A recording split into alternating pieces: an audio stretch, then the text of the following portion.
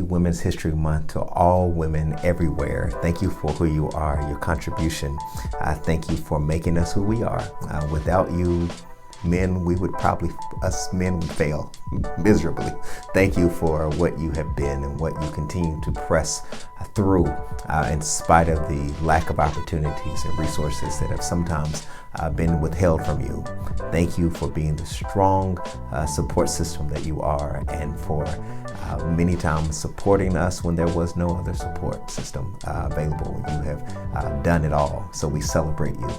I have a great conversation today with a great friend of mine. First of all, I'm so grateful that I get to share these conversations with you and that you tune in, that you watch them. My friend today that I'm talking to is Moya Angela. I've known her for many years, met her at Kentucky State University, and she has gone on to star in Broadway musicals with Dreamgirls and The Lion King, which she still is a part of. She now lives in London, England. So this conversation is, of course, by Zoom, because I've not been afforded the opportunity to go to London just yet. So I want to give a small caveat to let you know, disclaimer, that even though I was so excited to talk to her, I didn't appropriately do my Zoom right. So it's supposed to be side by side, that you can see both of us at the same time, but it didn't quite happen like that. So those of you who are watching, please excuse this one. For those of you who are listening, this is a great conversation for you to just listen to and not know what I'm talking about at all. I hope that you're inspired by these conversations. Do me a favor if you can. Share this, comment under it, let other people be a part of this experience and this conversation, because I want everybody to embrace their own unique design, as I hope these conversations are doing for you. All right, without any further ado, let's go into this great conversation about embracing who you are. All right, so today I have one of my friends. She's a sister. She's not just a friend. She's a sister. And I'm so happy and so proud of everything that she is doing. So Moya, who is with us in a completely different time zone. What in the world? Who does that? What time? I don't even know what time it is. What time? It is 2:20 something my time. What time is it there? It is 7:20 something here in the good old London. So you are in my future. So you have gone. You could I know that's right. You could tell me what 7 p.m. is going to look like later on. So how is London? Like, how has that been? What adjustment? Because we know you're from Nutbush, Tennessee. No, just playing. We know. We know that you're from the States. Shout out your city so everybody who's watching can know what city you're from. I'm from Indianapolis, Indiana originally, and I live in London, England. Very different. But London is really good. It is really good on me too. Like, the reason why I live here is because I've lived here before, and when I left, I missed it, and I missed the opportunities I could have. I missed the people that I was meeting, and just so many different things. And it's a much older country than our country, so it just has so much history to it, and there's a whole queen. It is very different, but it doesn't feel different to my soul, in the sense of, like, when I've been traveling the world a lot. And I thought it was going to be really hard for me to figure out somewhere that I wanted to, like, settle down, because I've traveled so much. Like, I thought I was going to be all over the place.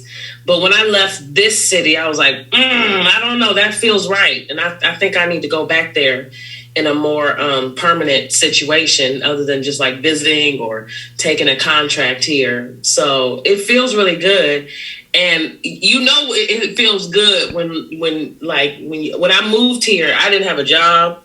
I didn't even have a lot of money, but I was here, and I was just smiling, and I was happy to be there, and I wasn't scared of whatever was coming next. And that, I always pay attention to that in a lot of places that I go and travel, because, like, that makes a difference. It's like, how does it feel to your soul? That's what matters to me. And so it felt really good to me in that way. And so I moved here full time. I think that's interesting, because most people say that when you're at home, you feel good in your soul. Like, you don't feel like a visitor. You feel like you belong. So you feel like you are Do you say a Londoner? I don't know what is. Honestly, I don't even know. British, I don't even know. And I think it's also because this is also like a melting pot country in a way. So I'm dealing with so many different cultures and different countries. To be honest, it's almost like living in New York City, but just across the pond. That's what they would say, across the pond. But yeah, it just felt good to me, and yeah, it was warm. And then I was like, I like warm, and warm is necessary because there's some places even at home that I don't get that. And so I pay attention to all that kind of stuff when I'm traveling. How does it feel? So, do you have dual citizenship, or do you just? No, right now I just have a visa. I'm under it's called a global talent visa. And normally when I move to I'm in a new country, my job gets me the visa. So this time I had to get it myself. But a global talent visa basically is like you have to be at the top of your game in that country in order to get that visa.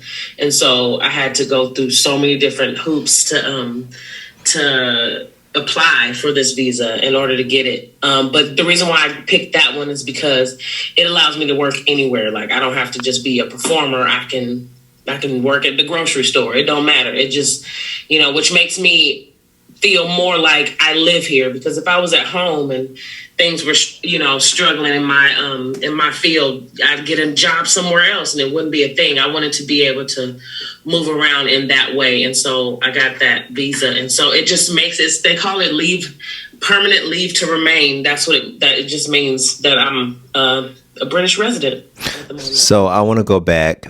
We know where London is, and you have a queen, which I think is, of course, cool because we don't have a queen.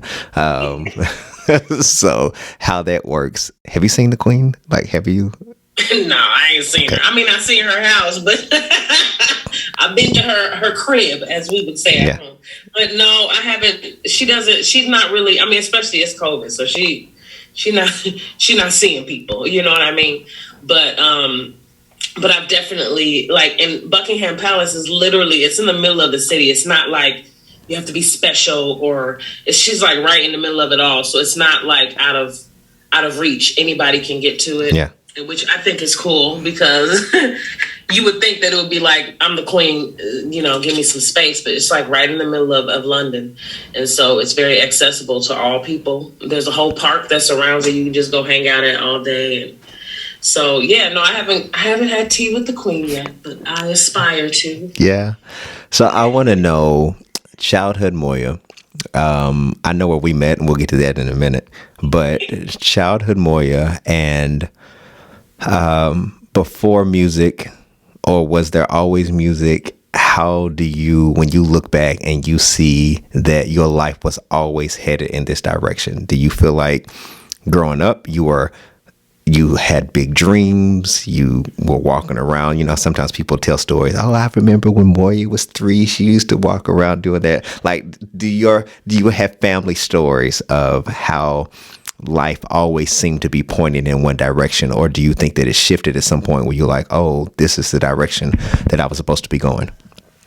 Oh, there was definitely a shift because I was the youngest of 3 girls. I just wanted to do whatever my sisters did. One of my sisters went to Tennessee State for electrical engineering, and that ain't my ministry. But I was just, whatever she did, I was like, well, so it took me a long time to decide that this is who I am. That's who she is. But who are you and what path do you belong on? And really, it was kind of my sophomore year in high school. It was when she was leaving to go to school, I was the only one left. And it was oh, what am I going to do? What do I do? I've always loved music. I've always sang in church. I've always sang, but I didn't know until I was probably my junior year in high school that I even wanted to go to school for music education. Or I didn't even know that I wanted to go to a HBCU until I was literally accepted to one. It was everything just kind of fell into place for me, from the divine. And now basically I was just okay, that makes sense. And I had really good mentors in high school, and my parents were really good at not forcing us into certain activities and just seeing what we love the most and just kind of letting us flourish into that. And so I was always in choir in school. I always loved to sing, but I guess in my mind, I don't think I realized how good I was. I think I was just like, I like it. But it wasn't like, you good, like this is what you should do. It was never like that until probably about my junior year in high school. And that's kind of when it just kind of snapped. And I was like, oh, I am good at this. Maybe I should. Because it was like, well, what else are you going to do? If you're not going to do this, what are you going to do? And so it just all kind of made sense. It was like, why don't you do that? Was there anybody in your family who sang, or? My mom sings, but my oldest sister, like I have two sisters, but my oldest sister, she was the one who went to school for singing. And like it was everything she did. Like she was also the one, she sang in the choir too. And so, I mean, even though I was trying to be like both of them, and I could sing, I didn't really put it all together, even though she's like a whole 7 years older than me. So it was like, it was a clear path that was an option, but I just didn't know if it was my option. Because I wasn't even that great in school as far as like my grades or whatever. Like it wasn't even something that I was like, I had the best grades. It was just kind of like, well, what do you want to do? What do you want to be when you grow up? So it kind of took me a while, but it's like once it did click, it really clicked. And I was just like, okay, let me just shoot for everything then. At this point, let me just go for it. There's nothing I might as well just hit it real hard, because what else am I going to do? So when you look back, did it surprise your family or surprise you more? I think it surprised my family more, because they were like, we didn't know what to do with you. Well, I didn't know which way you were going to go, because I was, I had a little attitude, and I was really feisty, and I wasn't, the most well-behaved child. So they had no idea what was about to happen. And let's just say they were like, Moya, sing us a song. I gave them all attitude. I gave them all the drama. Like they knew I was dramatic. So, and even in their mind, it wasn't like dramatic actress. It was just like, she just dramatic. She always, got an attitude. So they didn't know that that's what all of that was coming from. And they weren't sure what was going to happen to me. It was like with my other sisters, they were like, oh yeah, she's going to do this. And then with me, they were like, I don't know about her. So we'll see. So yeah, I think it surprised them more than it surprised me. Because once I had my mind made up, I was just like, this is what I'm doing. So now we go to the, there's many noted HBCUs across the world, but there's only one that is worth talking about at this particular moment. Kentucky State University, that we met, and your personality, I always remember being larger than life. Always. I mean, you always had, you just always had a big personality, but not big as far as too much. But it was always the who doesn't like Moya, like that type of, you were that presence and that. So do you feel like when you came to school, you were already certain of yourself? You already knew what direction you wanted to go? Or did you feel like when you came to Kentucky State, it was like, oh, whoa, wait a minute. This is more than what I thought it could be, or this is more than what I thought, or this might be too much. What was your mindset when you came? First of all, you have to know that when I came to Kentucky State, I didn't even know when it said choir on your little schedule, when it just said concert choir, it just said like, it's just so nonchalant, like it's just a little choir. I didn't really understand what that meant, but the good news was, because I was in like a really intense show choir in high school, we used to, you used to have initiations and such to make sure that people understood their places and things. So I wasn't, and once I realized that it was given that kind of energy, I was not intimidated by that, but I was very much intimidated by the fact that there was all of these Black people that sounded like this. That was overwhelming in a very good way. Like at first it's just like, oh, this is just a little choir you're going to sing with. But then when you walk in the door in the room, you can already tell it's not just a little choir that's on your schedule. It was like a whole other thing. And it was literally after day one of going to choir that I went home and like I did a little research. I was like, well, what I done signed up for? And once I realized that there was no games to be played, then I was like, okay, that's kind of more of like what I want anyway. And so, but I was very much intimidated by it just being all black, I think. Because I didn't come from that. I didn't come from that experience. Like, I was one of maybe two other black girls in my choir, with a bunch of, people that were not black. And so it was just, I stood out in a different way. Whereas you walk in this room, you don't stand out at all, girl. Sit down. And it was just a different feeling, but it was such a beautiful thing to me. I was like, oh my gosh, this what an HBCU mean? And it really was. And I just felt like that on every level. It was just like, yeah. And then it's like to hear how it sounded, I was just like, whoa. When you look back, do you think that, and this is what it has done for me, so I want to see, do you feel the same way? Because your experiences have been much more colorful, that we'll get into in a minute, than mine.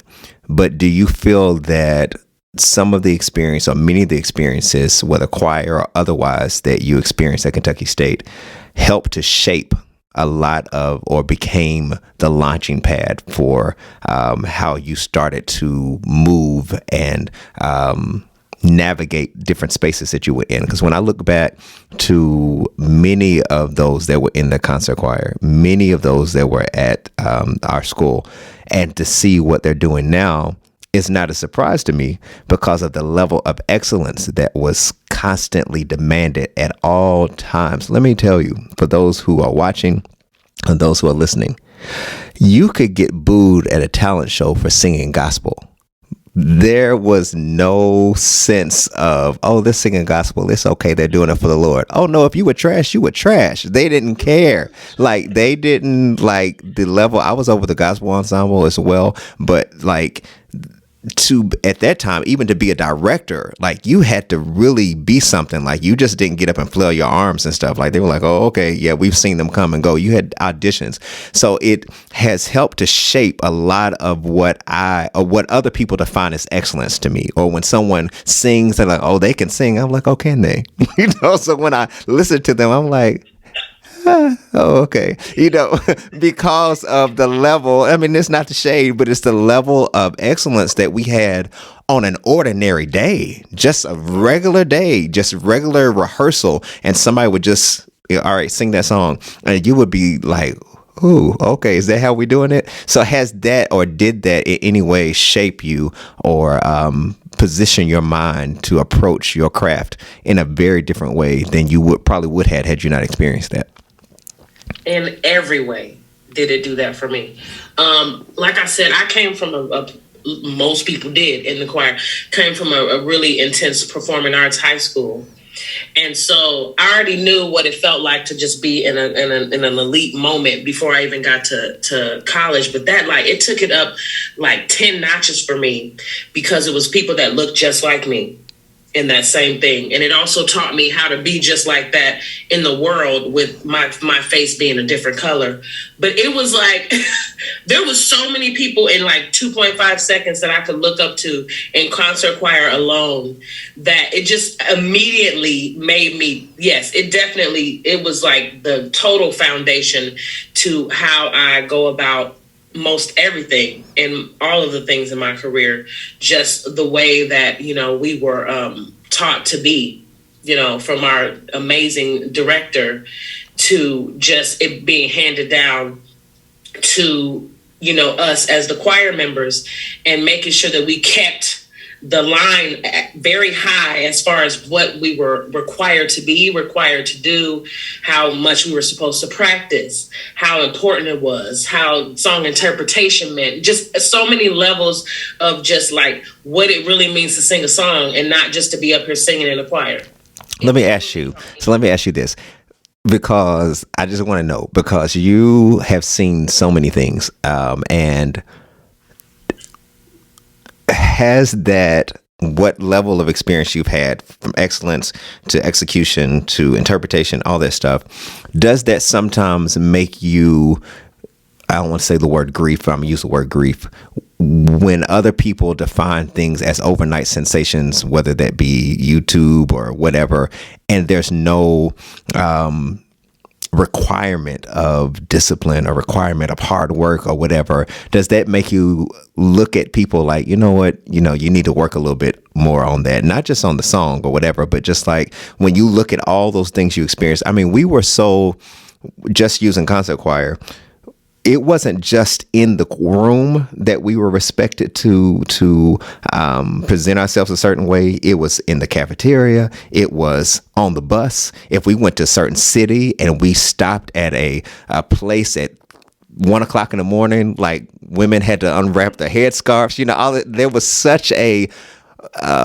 ingrained teaching of how you present yourself at all times that was unmatched to anything else. That sometimes when I see some of the many gifted people that are out now, many gifted people, but how they present themselves is almost like they don't care. It's almost like my gift will outshine my presentation or whatever. How do you feel about some of the things that you've seen?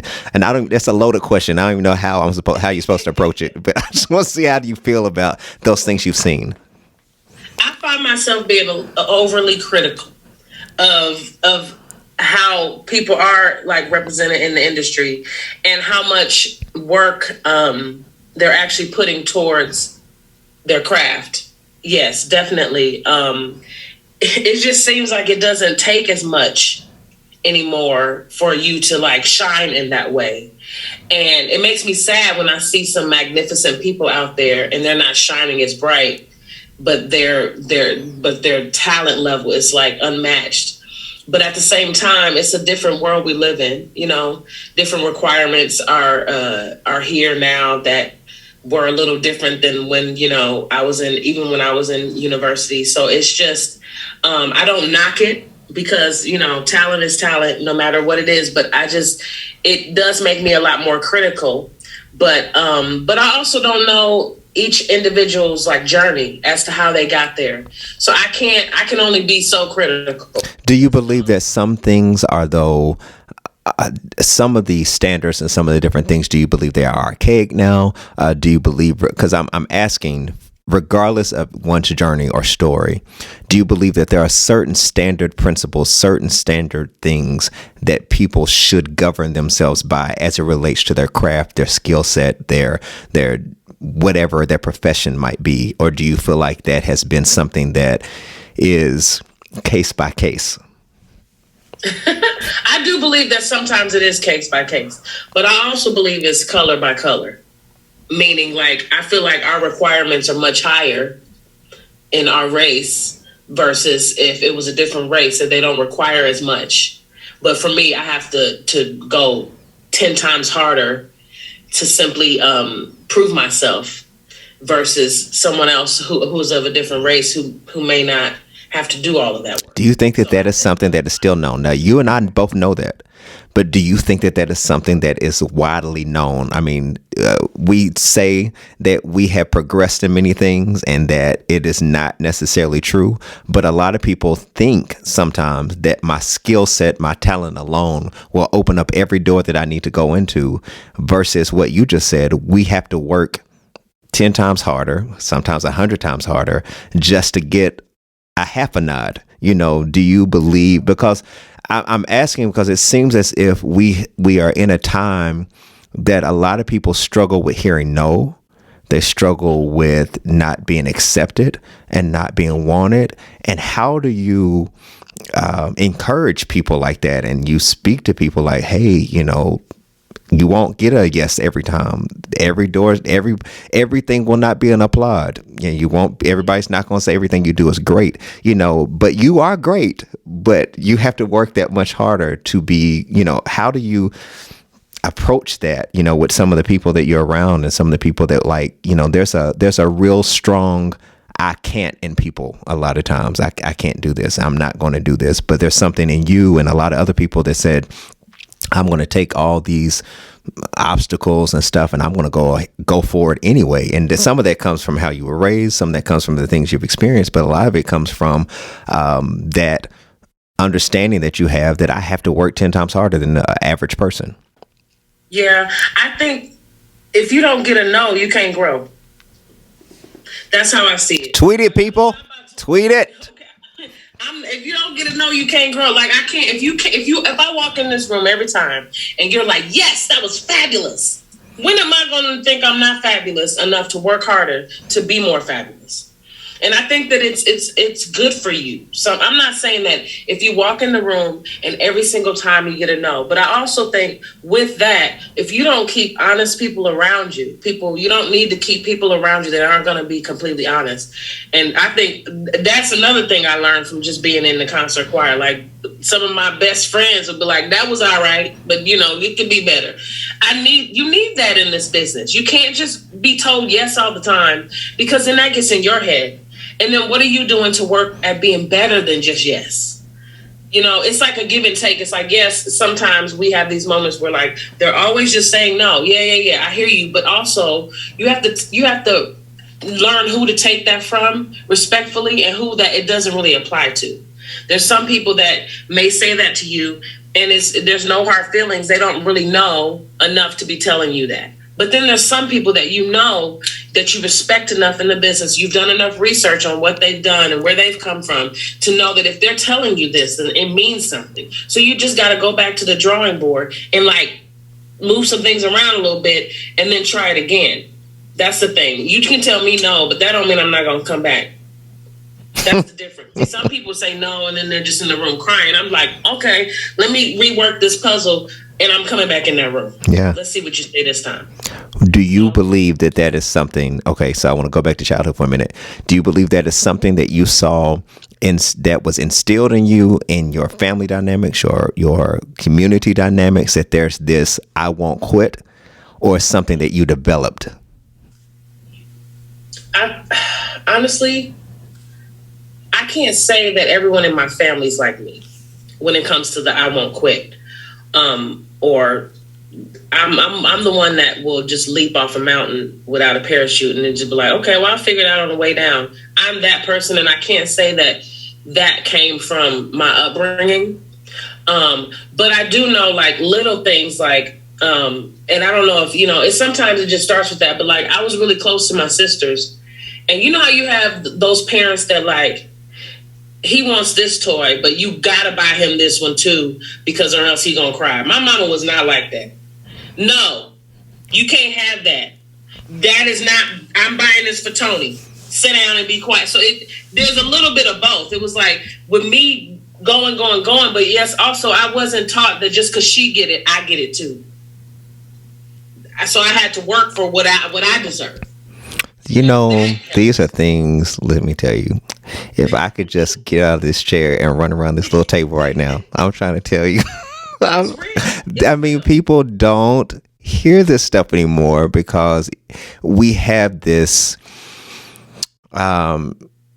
entitlement that I deserve it because you got it, and if you got it, I can get it better, or any of that type of stuff. And it doesn't mean that you are any less capable because you didn't get it, or that you're any less gifted. And there are a lot of people who will fold up and take their ball and get off the court because they didn't get it in the net or whatever. I mean, instead of saying, I'm going to stand here, or I'm going to practice, I'm going to stay here after this game, I'm going to do whatever I got to do to figure out why I keep missing this shot, and I'm going to do whatever, I feel like Hamilton, I'm not going to miss my shot. I'm going to do whatever I got to do. But I'm telling you, I feel like this is my own personal event. I feel like that is missing, that people want the yes without the struggle, or without the grit, or some people would say the grind, but to be able to say, hey, there are some things I'm gonna have to learn, and I might fail many times before I succeed, and then I might succeed and fail again, but I'm going to keep going. It's all a part of the journey, for you to say, because we have now, and for those of you who are parents and you got your children on these type of teams, please do not shoot the messenger. I'm just saying these are the things that happen. But there are children who get an award or certificate for being on a team, and they didn't do anything other than be on the team. Didn't do nothing. Nothing. And little Tommy's supposed to get that certificate, because if little Tommy don't get that certificate, then he's gonna cry, and then mommy or daddy's got to take him over here to Dairy Queen to get him a little blizzard and say, I know they didn't print out your certificate, but they meant so well. You're so special, little Tommy. Instead of teaching people, their children, or any, because I do believe it starts small. Life will not always hand you a certificate for showing up. No. It doesn't happen. That King Henry movie with Serena and Venus? King Richard, yes. Listen, she can make stuff up. But listen, King Richard, okay. It's that same. Yes. But the whole time I'm thinking, this movie is really gonna be about Serena's come up. The whole time it was like, this is not your moment. But then eventually she's like, but guess what? I'm gonna take it anyway. That's exactly what it is. But that doesn't mean that I'm gonna be over here jealous of my sister. That means I'm just gonna be over here and pump up my sister until my moment comes, and that's what I've been taught. Why can't we do First of all, I just want to throw this whole Zoom at you. How can we get to the point where we celebrate each other? Because you said something. I want to stretch a little bit further. We say celebrate until my moment comes. What about celebrating if your moment never comes? If it never comes, just celebrate anyway. What's the harm in that? To be able to say, I'm happy for Moya. I'm happy for Angie. I'm happy for all these different people. Not happy because I think that if I celebrate you, then that means it'll get my moment closer. Listen, I'm happy for you, period. I'm just... Period. Just because you're my sister, you're my brother, or whatever, I'm just happy for you.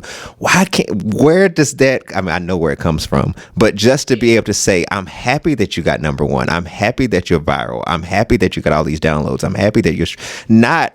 Now, what exactly did you do? So I would like to have that too. I would like to experience that too, but to be able to say, you know what? I didn't get MVP because I'm not MVP. And that's okay. It's cool. I'm a good support system to the MVP, and I know my role. There's a book I think called it's called Leading from the Second Chair. There's so many people who want to be in the front, and not a lot of people who just want to be okay. Say I'm just in the second chair. I'm cool. I'm cool where I am. So you got me off on a whole tangent with there. For those of you who have been offended, you've. But I'm just saying, when you said that, I think that's really important for people who are gifted and talented in all areas. It doesn't just mean music, but in all areas, to be able to say, sometimes it doesn't happen fast. Sometimes Colonel Sanders and all these people who with KFC and other people, some of their dreams or some of their ambitions and things didn't start until they were 50 and they were 60. But for us, if it didn't happen by 35, if it didn't happen by 40, my life is over. Who said? Who told you that? Exactly. Why? Why you do that to yourself? Cicely Tyson wrote a book and then died.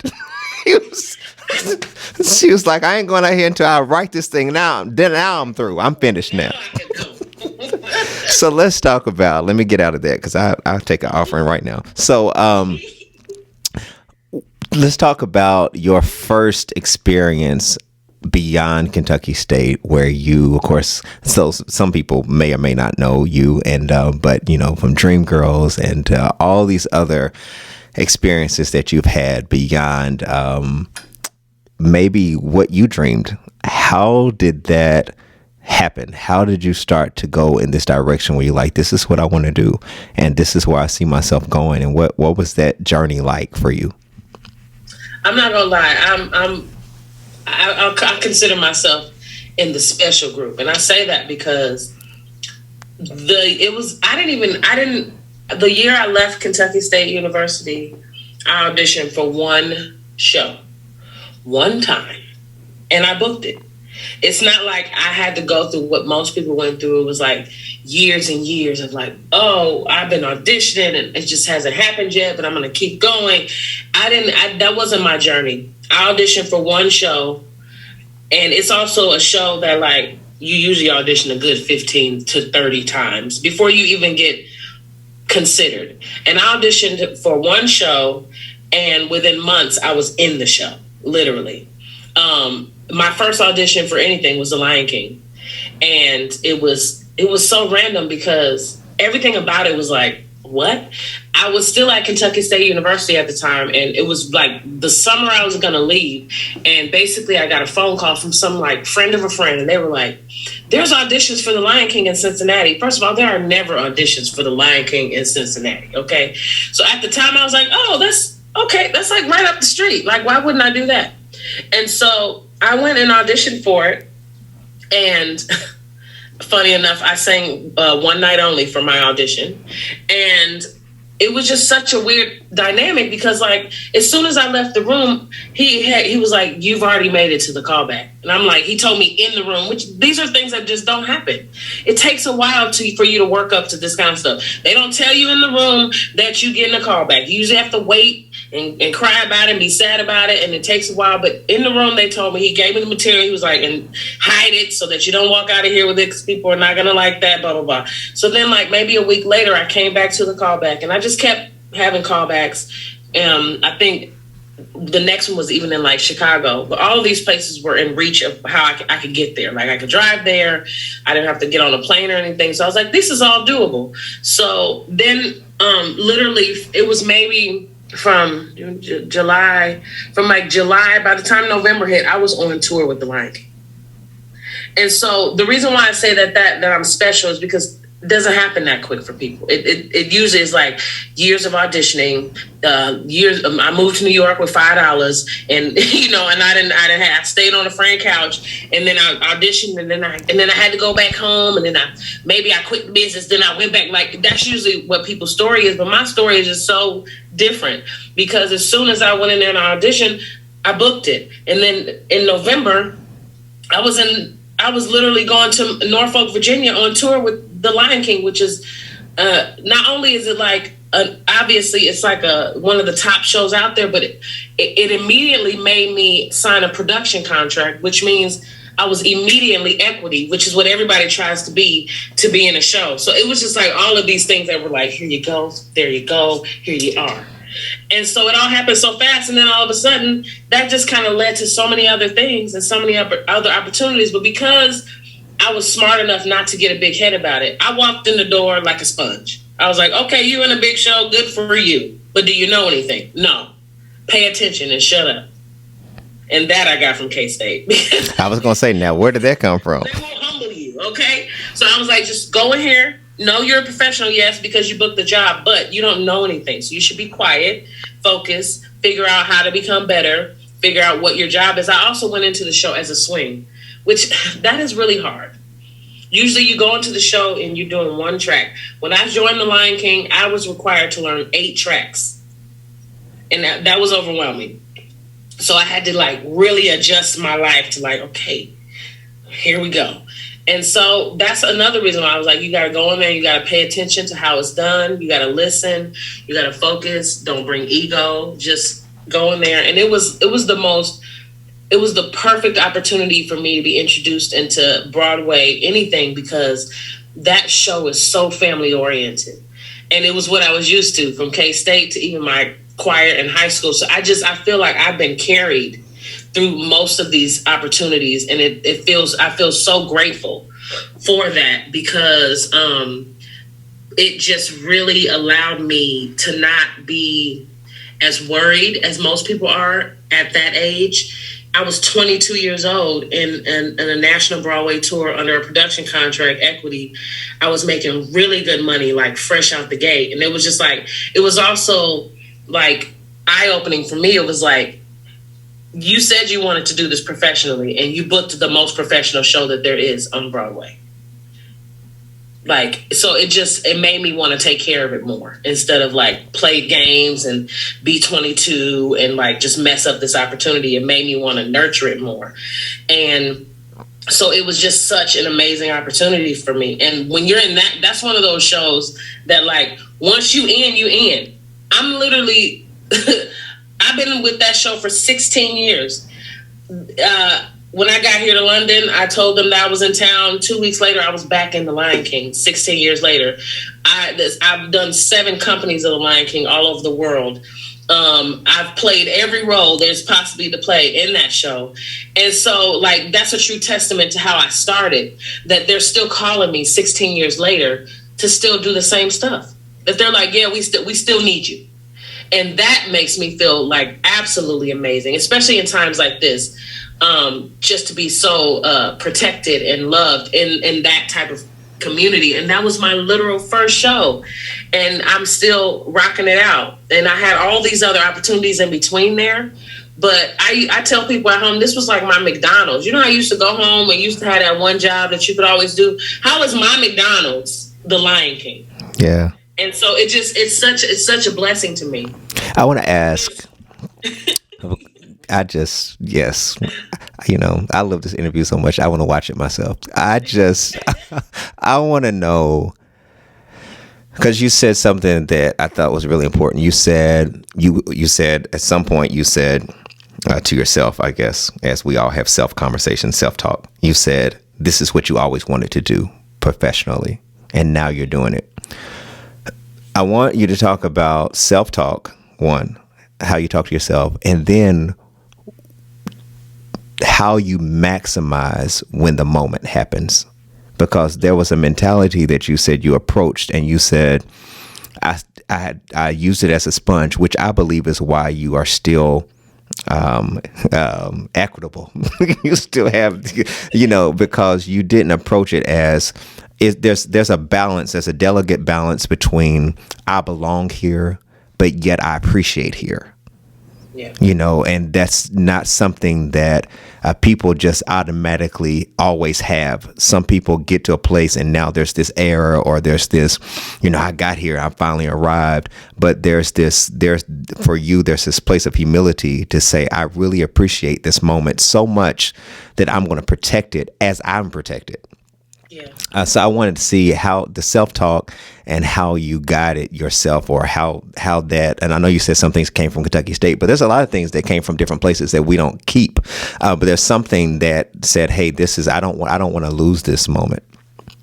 Yeah. I feel like I'm one of those people that if I'm in a room of people and they're like, oh, I auditioned for this eight times and I finally got in it, I'm not quick to be like, well, I auditioned for it once and here I am.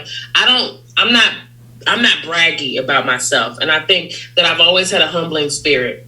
And I really feel like I got that from my father, because he is like the most talented man that I know. But nobody would ever know, because he just doesn't walk around like he got any talent, right? And he's like so smart, and he's always taught me to keep it humble. Right? Which I think is so important in what I do, because I can get a big head about so many opportunities that I've been given. But I think that it ruins it when I'm more into myself than other people. I have to stay humble. You can be into me all you want to, but for me, I'm going to just keep it like this, because that's something that makes me just feel more human. And when I fall, I don't beat myself up as much because I kept it humble.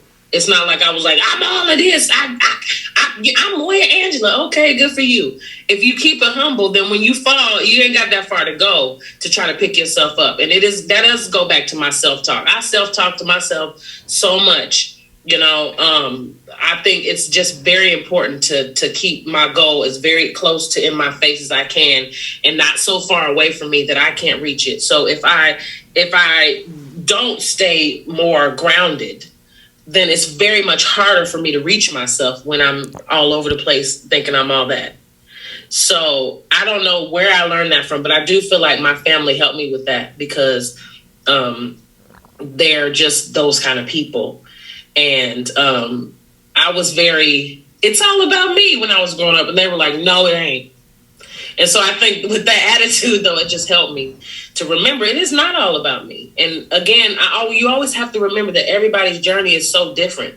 So don't brag about yours like theirs wasn't just as hard, or you don't know what they went to when they had to audition those 8 times. So I don't even like to say all of that. But I had the same experience for Dreamgirls. It was like the same thing.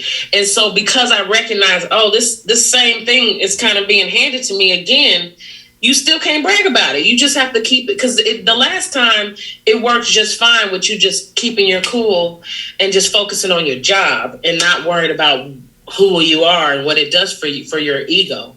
So for me, I've always tried to stay in that lane, because I also, when you travel the world by yourself, being humbling just keeps your eyes open to so many things. It keeps you safe. It keeps you focused. I don't have 80 million people or my whole family to lean on for those things like most people. I leave the country. I leave the city. I live all over the place. So I can't depend on my mom to keep me there. I have to depend on myself. And so that's another reason why I picked that up. You know, living in Germany, I'm like, I'm Black living in Germany. Who, like, you got to focus, and nobody else can help you through that. Because also, my family doesn't have the experience of being Black and living in Germany. How are they going to help me through this moment? I have to help myself. Yeah. And so there's a lot of that, you know, internally working through some things on your own. And obviously, you know, I'm not all by myself, because I got the Lord. But also, it just, you know, remembering that also helps too. It's like, do you feel that, because you, Lord, you just said so many things, but do you feel that, for those of you who are watching, I'm not struggling with this interview. It's just so many things I want to talk about, like part 1, part 2, part 3 of this. When you said something that was so centering about, you can be into me, but I'm not into me like that, reminded me I was in a presence of a very particularly influential leader worldwide.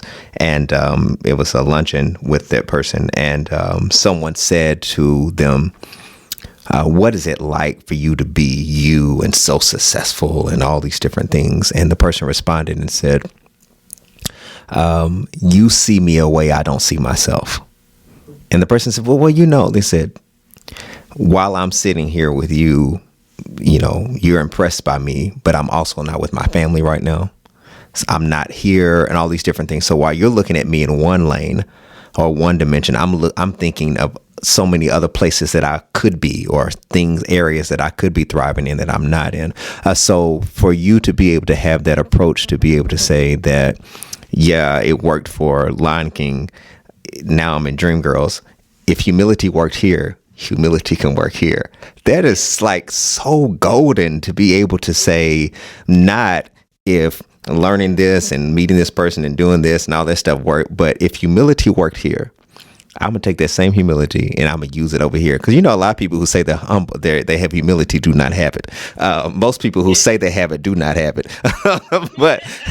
but for you to carry that, I just think that is so important, you know, and shout out to your dad for that quiet humility is what I would call it. That quiet, to be able to say, I know who I am, so much so that I don't have to tell you who I am. But do you feel like, when you talked about the Lord, do you feel that, how has that been to navigate? And I always ask this question because it's very important to me. How have you navigated faith in all of these different areas? I know how grounded you are, but how has that been to have that pull you in, or to be the guiding, centering for you in all these different areas?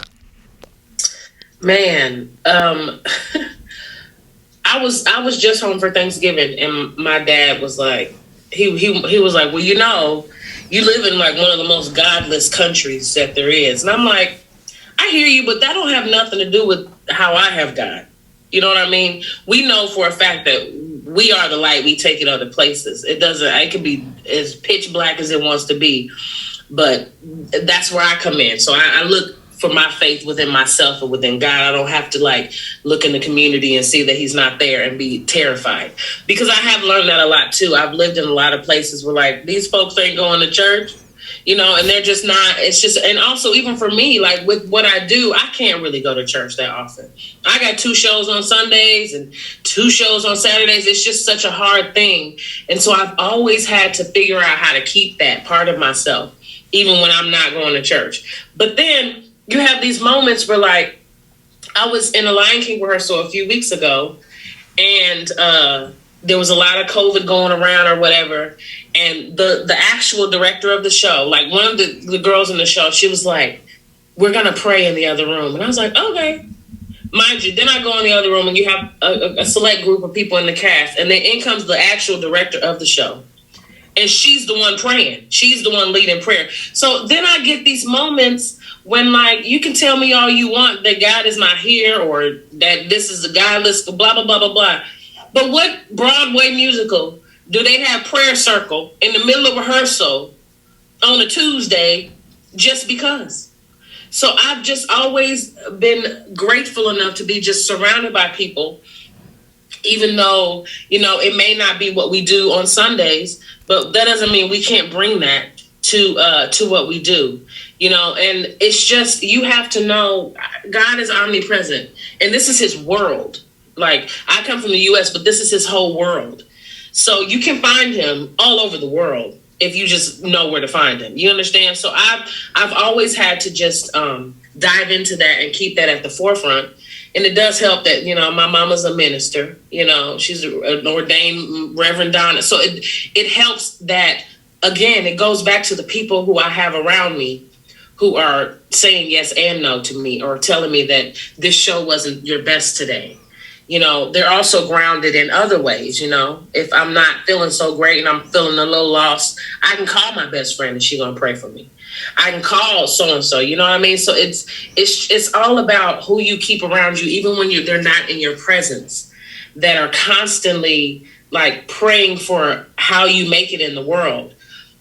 Because we can't do it all by ourselves. Even though I've had to travel and do things by myself, I still need to know that there's people at home constantly having me in prayer and making sure that even if I'm in this godless country, that I'm still uplifted. And so I think that to me, it's all about my immediate circle of people who love and care for me.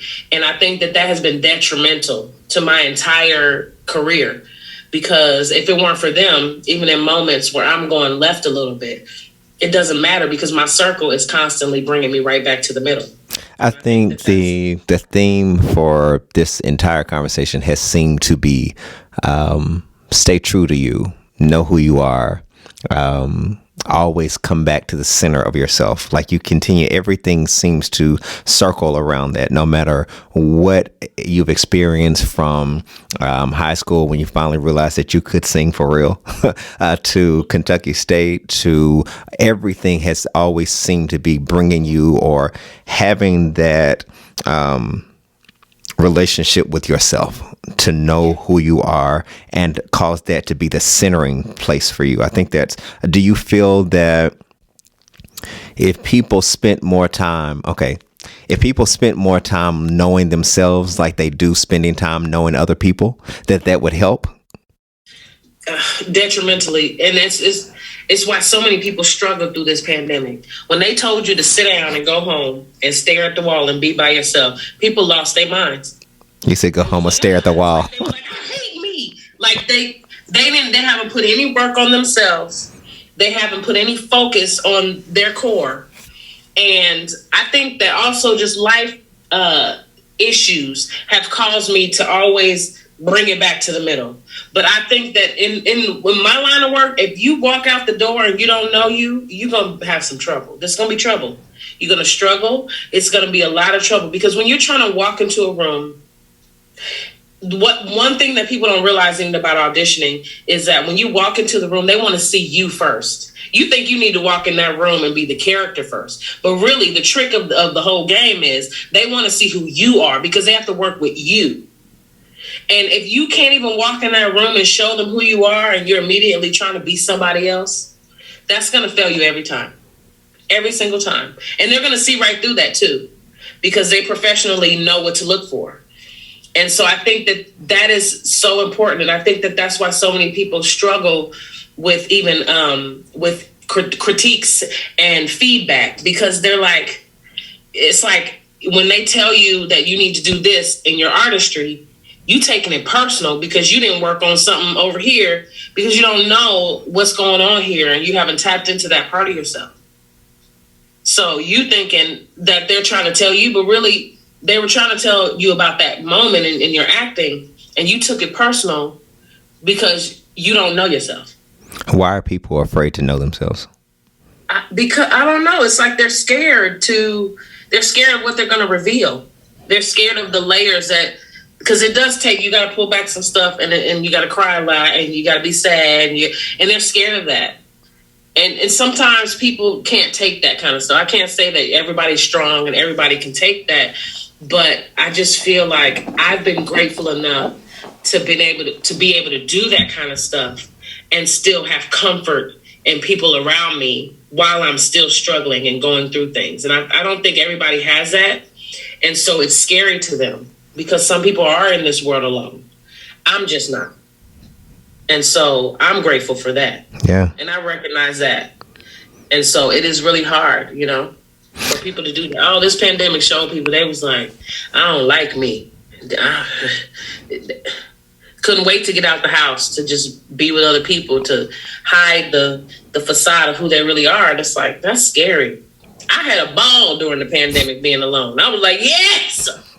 It was like, I'm awesome. It's just like, but I also am really good at being like, you need to work on that. What you gonna do about it? Yeah. You gonna do You it? said, yes, I'm awesome. You know what I mean? Like, some people were like terrified. It's like, oh, I can't look at you. Yeah. Mm-mm. But I think that is very important, though, as it relates to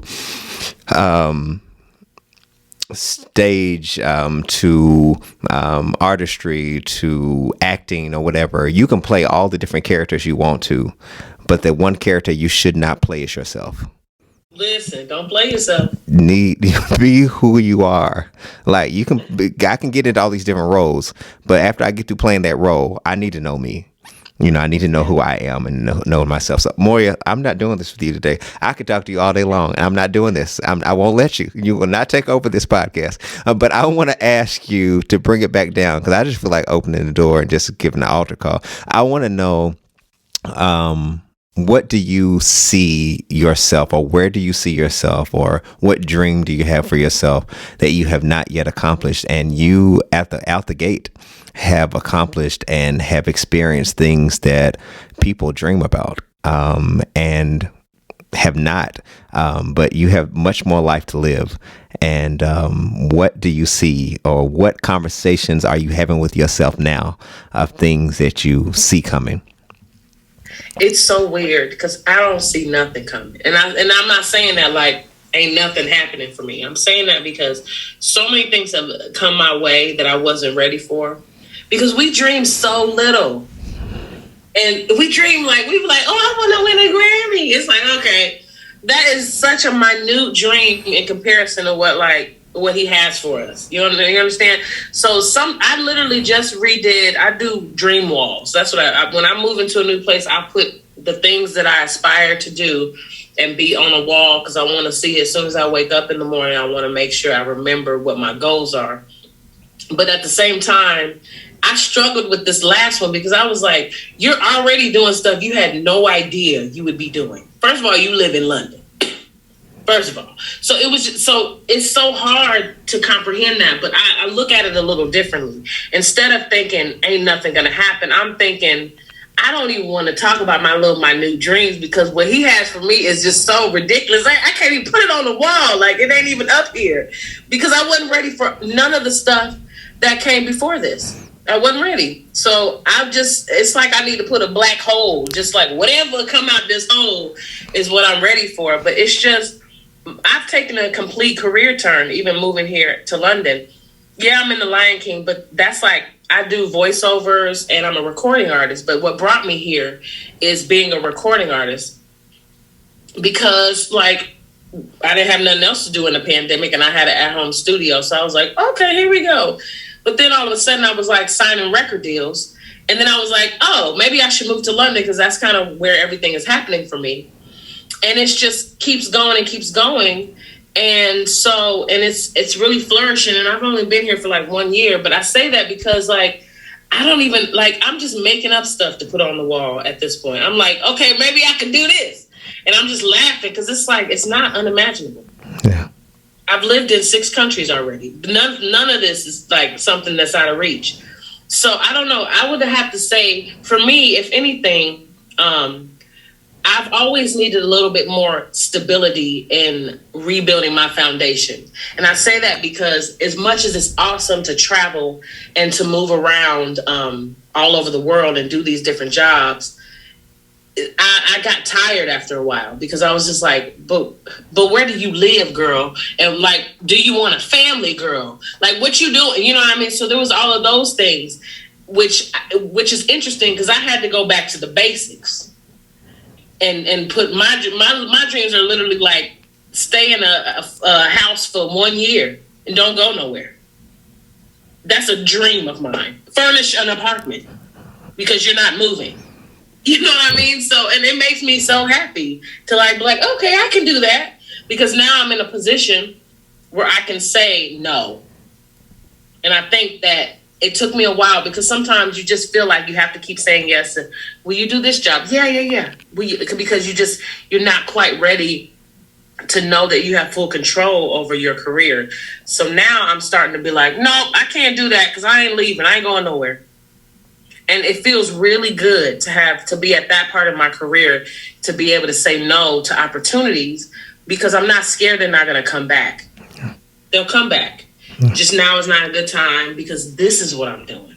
I think I'm just in a more mature area in my life where I just want to live in one place for a while, and I just want everything to come to me in that place, and I don't have to go to another place to get something else. Yeah. So I don't know. I'm regrounding myself by living here in London, which is interesting because I literally moved in the pandemic, didn't have no job or nothing. It's like, but I just knew it was a good idea. It was either the worst decision I ever made or a really great one. This turned out to be really awesome. Yeah. And so it's really like my new dreams are just to like settle down and have a family. Yeah. Literally. So, well, that will happen. Two more things. And because I'm not doing this with you, I will not continue. This will not be the longest podcast I've ever had. So where can the people follow you so that they can download all of your things you have that are streaming? Well done. You've had great success in your music. Where can the people follow you so they can get more of the Moya experience? So let everybody know where they can follow you. I have a website, Moya Angela, that was moya-angela.com, but I'm also on Instagram, which is at Moya_Angela. They all fancy, right? And you can get my music on iTunes. You can buy my music on Spotify.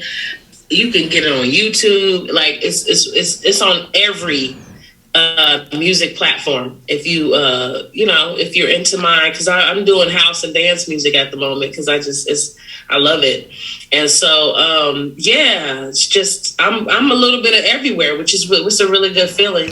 Yeah. That you can reach me in multiple areas. Yeah. I'm on Twitter at Moya Angela. Come on. All the things. Well, lastly, there is a Moya or a Mo or somebody who is watching or listening to this, and they're either afraid or not sure of how to believe in themselves and how to continue to hear the no and keep going. What would you tell them? I mean, now that you're on this side of, you don't really know what to put on a dream board because everything that you've dreamed has happened, which is a wonderful feeling. But how do you talk to that person who's just like, still dreaming and hasn't seen it, or has so many no's that they want to stop? What would you tell them who are listening or watching right now? I would tell them that no is not scary. It's really not scary. It's just a word that people use that is their opinion. And if it's something that you're really passionate about, because I'm really strong in like only doing things I'm passionate about, then you got to keep going, because when you're passionate about something, it's like the root of who you are. And there's so many different levels of what we can and cannot do in this world and where we can do it. That doesn't mean that you need to stop doing that. And there's millions of different theaters at different, levels, and people go and see all of those different shows. And if it's a passion of yours, I do not recommend stop doing it, because then you'll lose who you are. And so I just feel like you just got to keep going, but also make sure you keep people around you that are going to pump you up and make you feel secure in what you're doing. because I think that is really important when you hear a no from this person, that someone who loves you can then tell you why you think they might have said something like that, or give you their positive feedback that we require in order to just feel a little bit more secure about ourselves. And I think it's really important that you get that from people that really know you. And no, this stranger telling you no, that doesn't mean much. That's their opinion. So go in another door, because that's one door. There's like a million, and you just got to keep going. I think we have learned that, and seeing so many people be successful, that they got so many doors slammed in their face. But you got to keep opening doors. Like that's the important part. You can't just be like, oh, okay, that one door said no. No, just keep going in the other. Maybe you went right and you were supposed to go left. So just try all directions. Try it all. Well, there you have it. There you have it. Don't lose who you are. Once again, I am thrilled by all the things that you are doing. I don't say that because I want to have my own. I'm thrilled because of what you're doing. I'm just thrilled. I'm so happy. All the way back from when I played the piano and you sang You Had Your Daddy's Hands in Broadway a long, long time ago.